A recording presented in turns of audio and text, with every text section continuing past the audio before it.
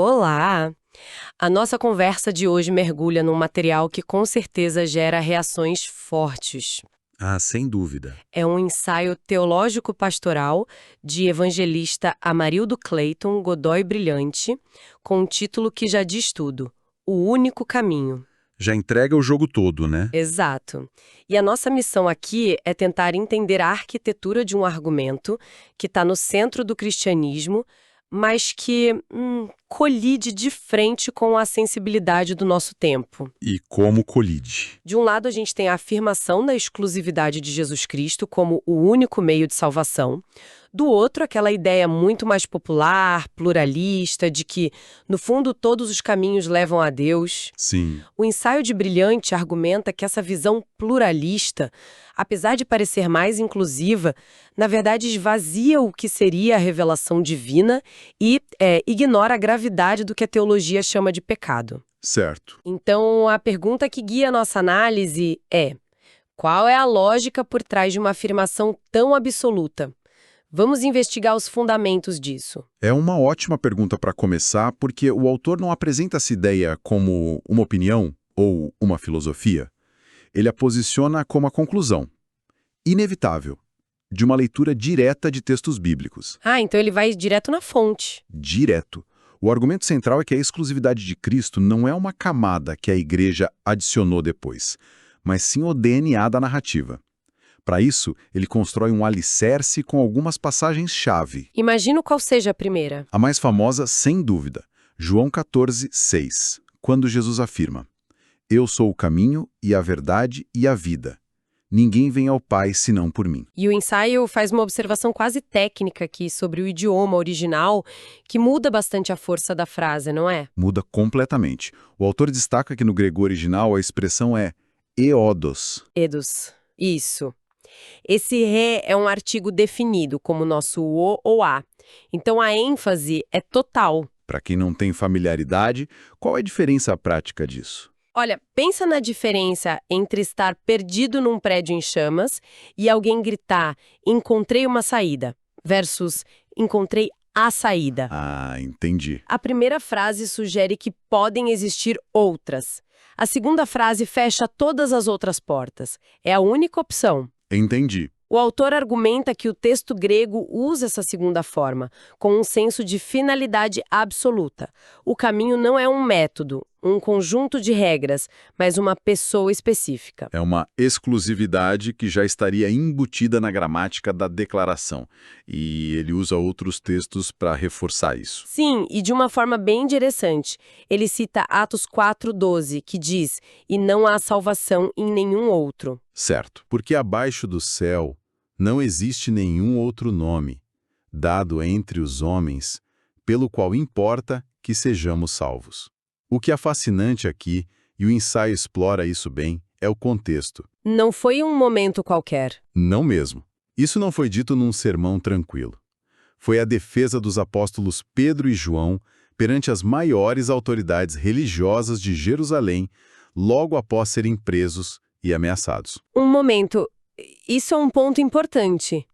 Alguém poderia argumentar que essa é exatamente a retórica de um grupo sob pressão, tentando solidificar a própria identidade e demarcar território. Claro. Uma declaração de resistência, mais do que uma verdade universal.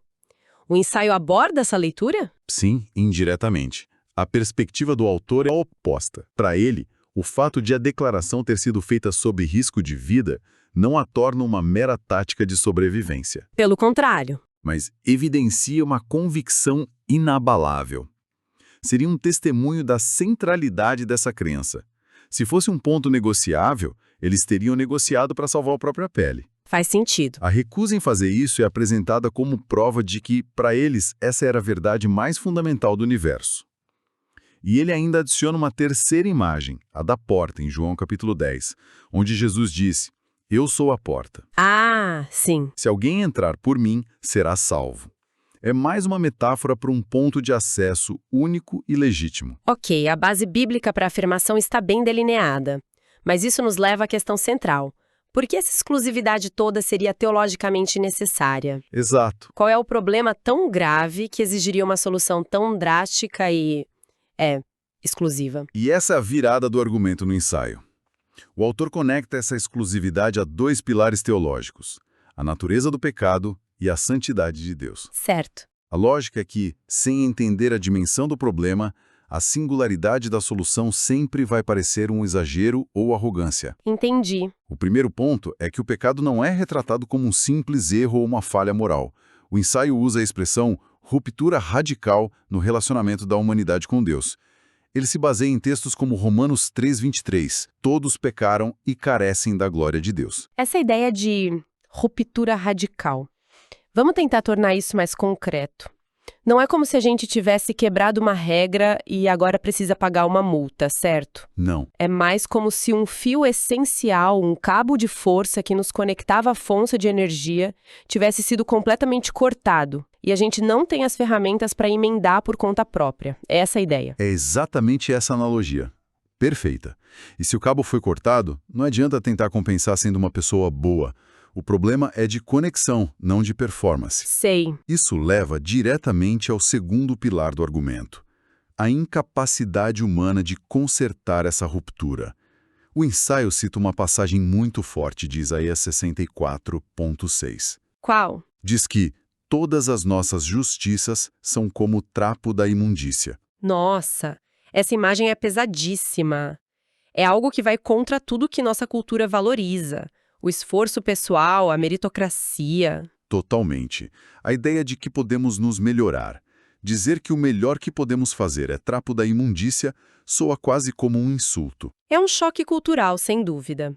Mas, na lógica do ensaio, não é um insulto à humanidade, e sim uma declaração sobre a santidade de Deus. Como assim? A metáfora é a seguinte: se o padrão é a pureza absoluta, qualquer coisa que a gente faça, por melhor que seja, ainda carrega a mancha da nossa natureza decaída. A balança estaria tão desequilibrada que nenhuma boa obra nossa conseguiria reequilibrá-la. E é essa lógica que, segundo o autor, exige uma solução que venha de fora. O texto cita Hebreus 9:22, sem derramamento de sangue não há remissão, para defender a necessidade de um sacrifício substitutivo que fosse ao mesmo tempo justo e eficaz. E é aí que entra a figura de Cristo como o único qualificado para a tarefa. Exato. O argumento é que ele seria o único com o currículo certo para essa missão. Na teologia cristã, ele é apresentado como verdadeiro Deus e verdadeiro homem. As duas naturezas. Isso. Como homem, ele pode representar a humanidade, se colocar no nosso lugar. Como Deus, o seu sacrifício teria um valor infinito, capaz de quitar uma dívida infinita. O ensaio usa um termo técnico aqui, dizendo que ele era o único ontologicamente qualificado. Ontologicamente qualificado? Isso. Isso soa bem acadêmico. Na prática, o que significa? Significa que a sua própria natureza, o seu ser, era o único que se encaixava na função, certo? Pense num tradutor perfeito, entre dois povos que não apenas não falam a mesma língua, mas vivem em realidades completamente diferentes. Esse tradutor precisaria pertencer a ambos os mundos, para poder criar uma ponte. Entendi a analogia. Para o autor, Cristo seria essa ponte única e insubstituível entre um Deus santo e uma humanidade em ruptura. A sua morte, nessa visão, não é só um exemplo de amor, mas um ato de substituição, uma transação cósmica que resolve o problema da ruptura radical. Essa parte me chamou muito a atenção. O autor não fica só na teologia abstrata. Ele compara essa solução específica com o que outros sistemas religiosos oferecem. O que ele diz sobre isso? Ele argumenta que, embora outras crenças ofereçam caminhos de disciplina moral, sabedoria de vida ou experiências espirituais profundas, nenhuma delas se propõe a resolver o problema do pecado da forma como o cristianismo o define. Por meio de uma reconciliação objetiva paga por um substituto. Para o autor, as outras religiões seriam como manuais de como viver melhor com o cabo de força cortado. Enquanto o cristianismo Se apresentaria como a única forma de reconectar o cabo. Ele até cita Provérbios 14:12 como uma advertência. Há caminho que ao homem parece direito, mas o fim dele são os caminhos da morte. Isso leva a um tom de advertência bem forte no texto, né? De repente não é mais uma discussão teórica, vira uma questão de vida ou morte. Exatamente. A dimensão pastoral do ensaio fica muito clara aqui. Ele menciona as palavras do próprio Jesus sobre a porta estreita e o caminho apertado que conduzem à vida, Sim. em oposição à porta larga do caminho da perdição.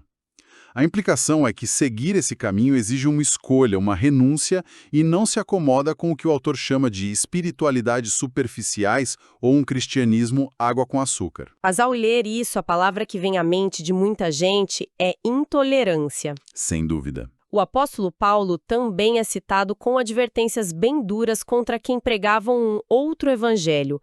Como o autor lida com essa acusação de que essa postura é excludente e intolerante? Ele enquadra essas advertências como zelo pastoral. Zelo pastoral?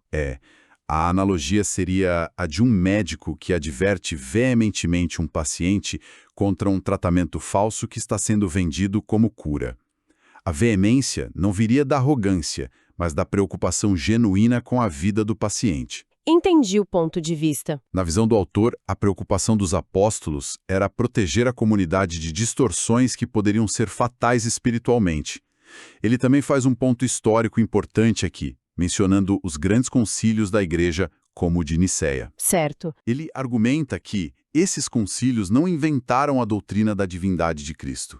Eles a defenderam de outras visões que estavam surgindo e que, na opinião deles, ameaçavam o coração da mensagem.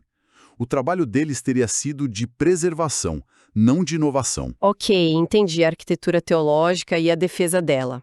Mas tudo isso soa muito abstrato. O autor aterrissa esses conceitos?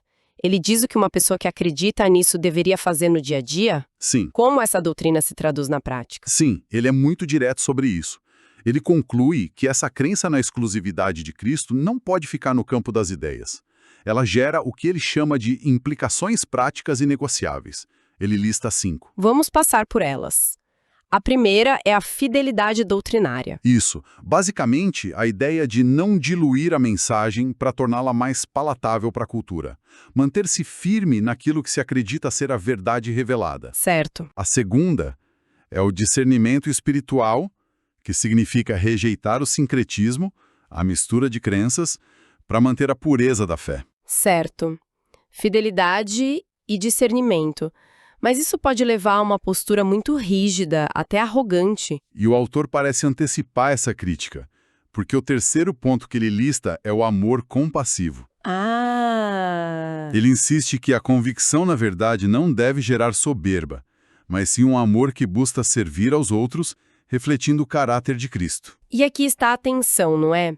Na prática, a fidelidade doutrinária e amor compassivo muitas vezes parecem viver em guerra. É o grande desafio. É muito difícil manter a firmeza naquilo que se crê ser a verdade, sem parecer arrogante ou julgador. Como o autor sugere equilibrar isso? Ele não oferece uma fórmula mágica, mas a justaposição desses pontos sugere que um não pode existir sem o outro, dentro dessa lógica. A verdade, sem amor, se torna crueldade, e o amor sem verdade vira mero sentimentalismo. O equilíbrio é o desafio constante. Entendi. E isso se conecta diretamente ao quarto ponto, o compromisso missionário. A lógica é simples. Se você acredita que encontrou o único remédio para uma doença mortal, o ato mais amoroso que você pode fazer é compartilhá-lo com o máximo de pessoas possível. A missão se torna uma urgência, não uma opção. Exato. O que nos leva ao quinto ponto, que parece ser sobre como fazer isso. Ok. Exatamente. O quinto ponto é a apologética com mansidão, ou seja, a defesa da fé. Ele argumenta que essa defesa deve unir verdade e graça. É apresentar uma mensagem exclusiva e, para muitos, controvertida, mas com respeito, gentileza e humildade. A forma importa tanto quanto o conteúdo. Forma como a mensagem é comunicada seria tão importante quanto o conteúdo. Fica claro que o autor está tentando construir uma ponte entre uma afirmação de verdade, muito absoluta, e uma prática de humildade e amor. É uma corda bamba bem delicada. Sem dúvida. Isso nos leva à conclusão do ensaio, que é talvez a parte mais contraintuitiva de todas. Ele argumenta que essa doutrina da exclusividade, que soa tão opressiva para o mundo moderno, é, na verdade, libertadora. Libertadora? Como assim? Parece o exato oposto. Parece restritiva, limitadora. Libertadora no sentido de que ela tira dos ombros da pessoa o peso esmagador da autojustificação. Ah, Se a salvação depende inteiramente de uma obra que já foi feita por Cristo, então o indivíduo é libertado da necessidade de ser bom o suficiente, de acumular méritos, de se provar digno. a segurança muda de lugar. Exato. A segurança não estaria mais no seu próprio desempenho, que é sempre falho, mas na obra perfeita de outro. Nessa ótica, a exclusividade de Cristo não é uma barreira para a esperança, mas o seu único fundamento sólido. Entendi. O ensaio termina com essa ideia forte. O caminho não é um sistema, não é uma filosofia, é uma pessoa. Que síntese!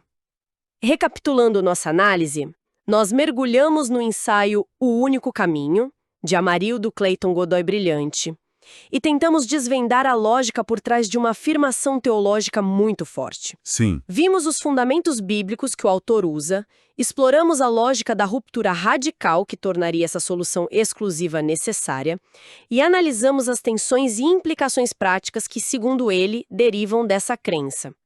O nosso foco foi entender a estrutura do argumento que ele constrói. exato. E a partir de tudo que a gente discutiu, fica uma reflexão. O ensaio insiste repetidamente que o caminho é uma pessoa, não um sistema de regras ou uma filosofia. Certo. Se essa premissa for considerada por um instante, surge uma questão importante. Como a relação pessoal com essa figura se diferencia de simplesmente seguir um código moral ou um conjunto de princípios éticos, mesmo que derivados dela? O que, fundamentalmente, muda na experiência humana quando o foco da jornada espiritual se desloca de o que eu devo fazer para quem eu devo seguir.